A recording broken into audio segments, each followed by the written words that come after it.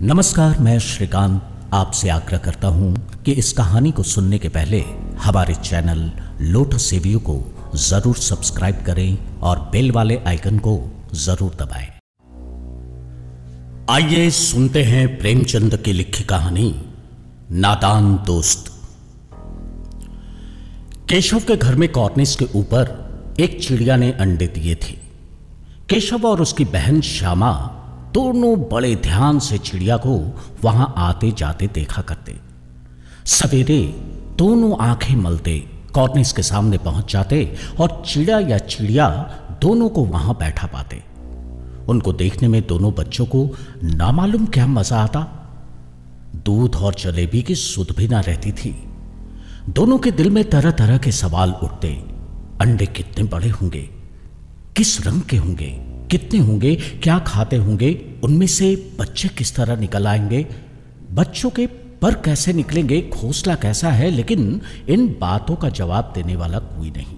ना अम्मा को घर के काम धंधों से फुर्सत थी, ना बाबूजी को पढ़ने लिखने से।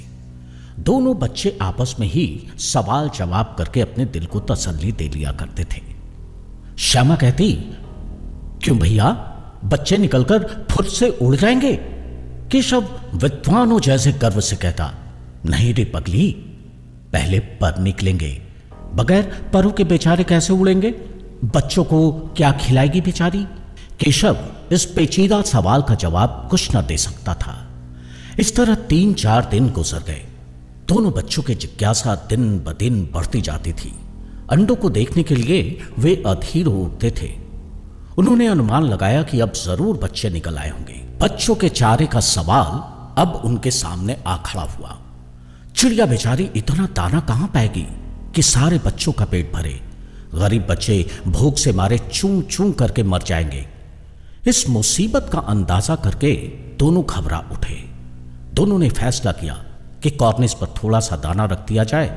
श्यामा खुश होकर बोली, तब तो चिड़िया को चारे के लिए कहीं उड़कर नहीं जाना पड़ेगा ना। नहीं, तब क्यों जाएगी। क्यों भैया, बच्चों को धूप न लगती होगी। केशव का ध्यान इस तकलीफ की तरफ न गया था। बोला, जरूर तकलीफ हो रही होगी, बेचारे प्यास के मारे तड़पते होंगे, ऊपर छाया भी तो कोई नहीं।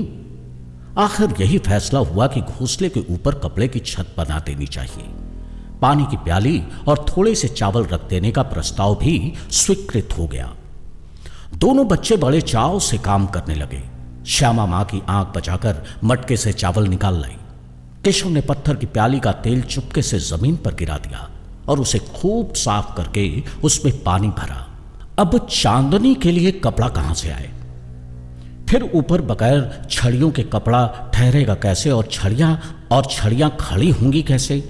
केशव बड़ी देर तक इसी उधेड़ पुन में रहा। आखिरकार उसने ये मुश्किल भी हल कर दी।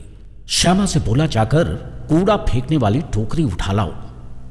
अम्मा जी को मत दिखाना, वो तो बीच से फटी हुई है, उसमें से धूप ना जाएगी।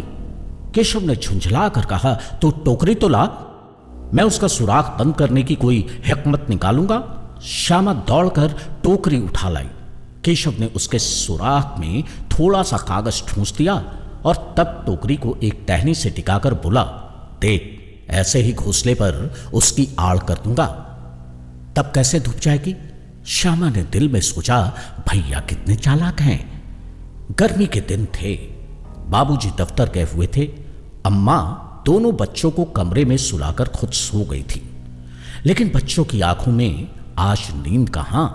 अम्मा जी को बहलाने के लिए दोनों दम रो के आंखें बंद किए मौके का इंतजार कर रहे थे। जो ही मालूम हुआ कि अम्मा जी अच्छी तरह से सो गईं, दोनों चुपके से उठे और बहुत धीरे से दरवाजे की सिटकिनी खोलकर बाहर निकल आए। अंडों की हिफाजत की तैयारियां होने लगी। केशव कमरे से एक स्टूल उठा लाया, लेकिन जब उससे काम न चला तो नहाने की चौकी लगाकर स्टूल के नीचे रखी और डरते डरते स्टूल पर चढ़ा। श्यामा दोनों हाथों से स्टूल पकड़े हुई थी।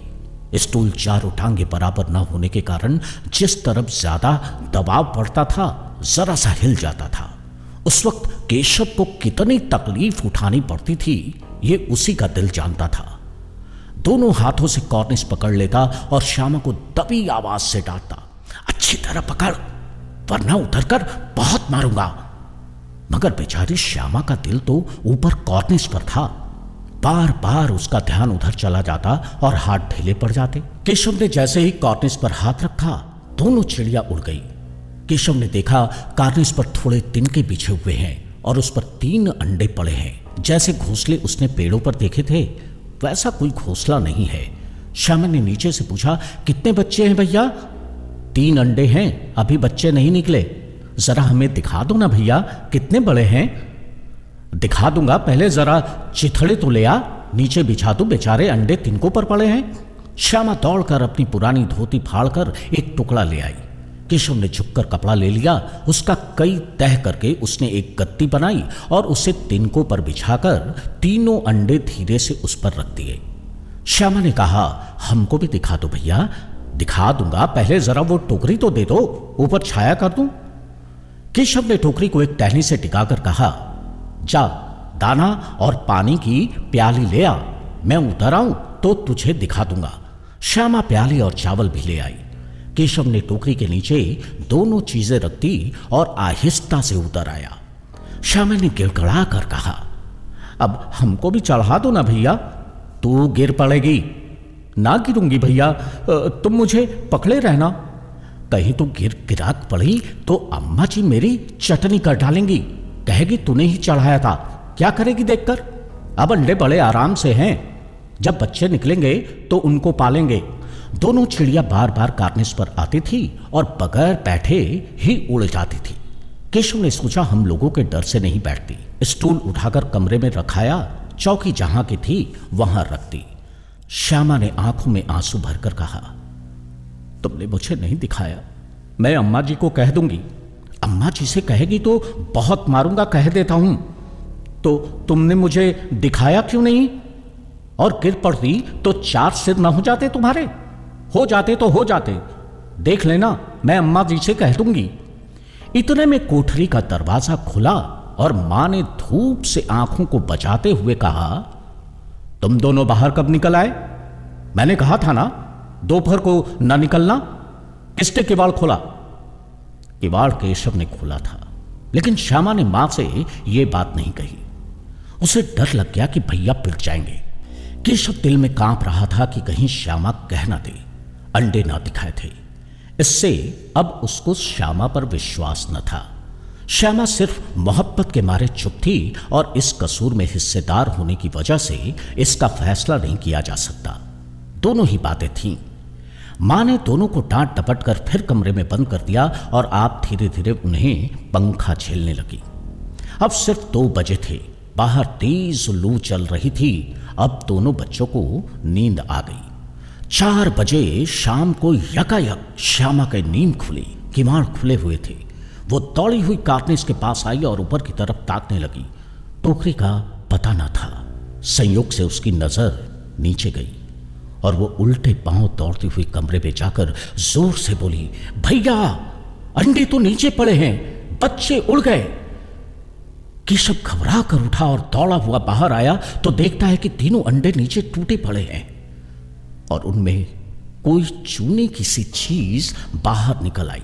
पानी की प्याली भी एक तरफ टूटी पड़ी है। उसके चेहरे का रंग उड़ गया। सहमी हुई आंखों से जमीन की तरफ देखने लगा।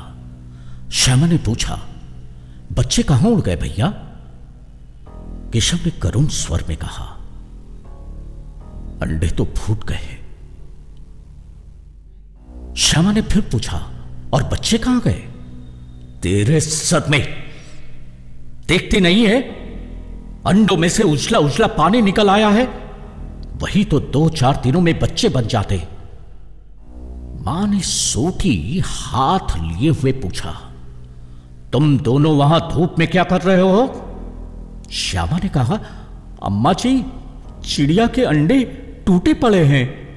मां ने आकर टूटे हुए अंडों को देखा और गुस्से से बोली, तुम लोगों ने अंडों को छुआ होगा। अब तो श्यामा को भैया पर जरा भी तरस ना आया। उसी ने शायद अंडों को इस तरह रख दिया कि वे नीचे गिर पड़े। इसकी उसे सजा मिलनी चाहिए। इन्होंने अंडों को छेड़ा था अम्मा जी। मां ने केशव से पूछा, क्यों रे, तू वहां पहुंचा कैसे?